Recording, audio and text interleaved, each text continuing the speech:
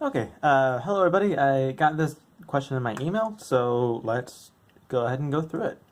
So NMR question, you're given a molecular formula, you're given an NMR graph, and you're told to draw the structure.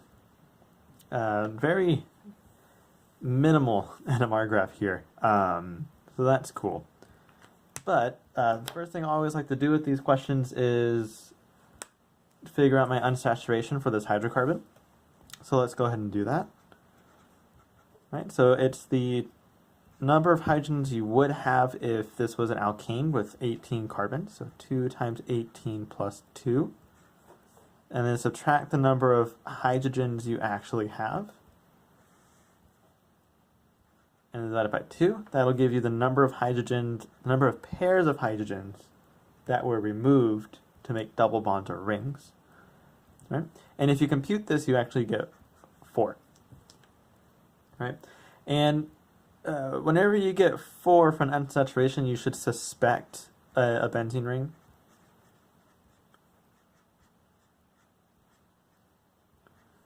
Right? Because with these, you have 3 double bonds, so that's 3 unsaturation, and then the ring itself counts for the 4th one. So that takes care of all of your unsaturation here. But let's go ahead and take a look at the NMR.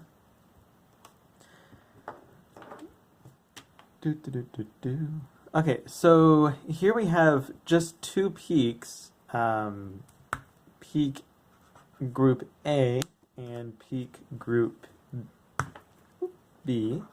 There we go. And they each have a lot of hydrogens. So my suspicion is that these two are bonded to each other, or the hydrogens in these two groups are bonded to each other, and you have a lot of symmetry in your problem. And it might be useful to, in order to identify how many groups you have, or how many copies of the same group you have, to identify a greatest common divisor between the two integrations. This will work so long as the total number of hydrogens that you see is equal to the total number of hydrogens in your compound. In this case, since 12 and 18 add up to 30, we can go ahead and do this. Right, so the greatest common divisor between 12 and 18 is actually 6. So we know that we have 6 copies of whatever group these two things are. So let's go ahead and divide this one by 6 to get 2 hydrogens, and divide this one by 6 to get 3 hydrogens, and then let's work from there. Right, so what we're going to do is we're going to treat these peaks as if the integration was 2 hydrogens, and then whatever we get here, we're just going to say we have 6 individual symmetric groups of those. We're going to treat this peak as if we have 3 hydrogens, and then say we have 6 copies, symmetric copies of that group. Okay, so let's go right here. I'm going to go ahead and put my finger over the 12H so that we don't get confused. So a 2H integration means that we have a CH2. Now what I like to do is I like to write CH2, and then because the integration or this group of peaks tells me explicitly about the CH2, I put that in a box. Now I've made little cutouts for this. Right, so this group of peaks tells me explicitly about a CH2, I put that in a box. CH2 needs 2 other bonds for the carbon to have an octet. So we did that. Right, since this group of peaks is a quartet, we know that that CH2 is neighboring a CH3. Right? Remember, you do the n-1 to get the number of hydrogens neighboring it. So, on one side we can have a CH3, and on the other side we can have no carbons, or a carbon with no hydrogens. And that can be group A. Now, of course, you could have a CH and a CH2, but then that would imply that you have a CH peak somewhere. Notice here we just have a CH2 and a CH3. Right, so it can't be the other way around. Okay, that being said, On this group of peaks, we have a 3H integration, or scaled 3H integration. And so that could represent a CH3. And then since we have a triplet, we are neighboring a CH2. Right, again, n minus 1. There we go. And the CH3 only needs one other group to satisfy its octet. Okay, and that's all the NMR tells us about. Notice we suspected a benzene ring, but we don't have any benzene ring. That would be around 7. And we're only given peaks at 2.5 and 1.2. So we're going to have to fix that later. So all we have left to do is just to overlap these two things. And this is why I had the little cutouts. So we're going to do that. Notice CH3 here, CH3 here, CH2 here, CH2 here. So these actually go together.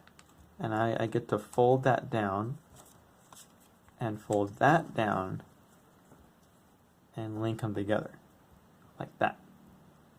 Right? So basically the NMR tells us that we have ethyls.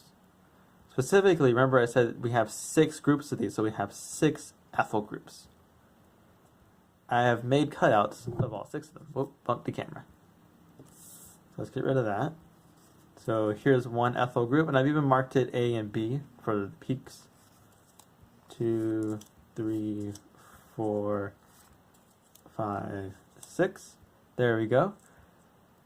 So that's all the NMR tells us about, right? And if you trace this back, this will give you the same splitting you get here. You have a CH3 with a triplet, and you have a total of 18 hydrogens that are labeled B.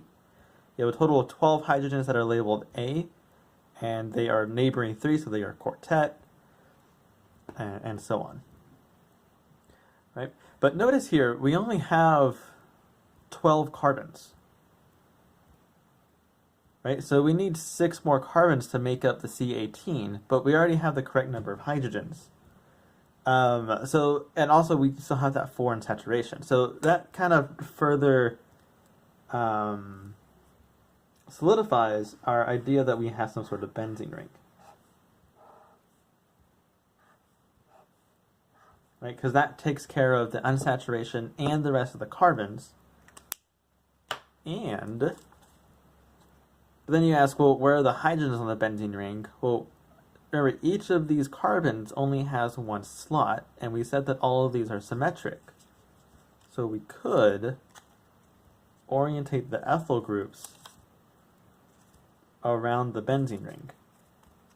Another reason I made cutouts, because this is kind of fun. These ones are going to be upside down, but, you know, whatever. And there we go. Right? We have 6 symmetric groups. These little circles with the cross, by the way, just means that they're neighboring something that this atom does not have any hydrogens. And if that atom is the carbon on the benzene ring, then that's true. That does not have any hydrogens. That's true for all of them. Right? We have 4 in saturation. We have the 18 carbons. So we know we have the correct number of hydrogens. And that's it. That's the answer to the question, actually. Alright, so I'm going to write this out over here. Good old line angle notation. Like that. We draw a little happy face. And we call it a day. Alright, let me know if you have any questions or if any of this was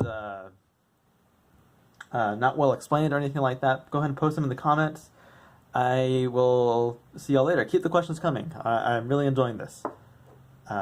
See y'all later. Bye now.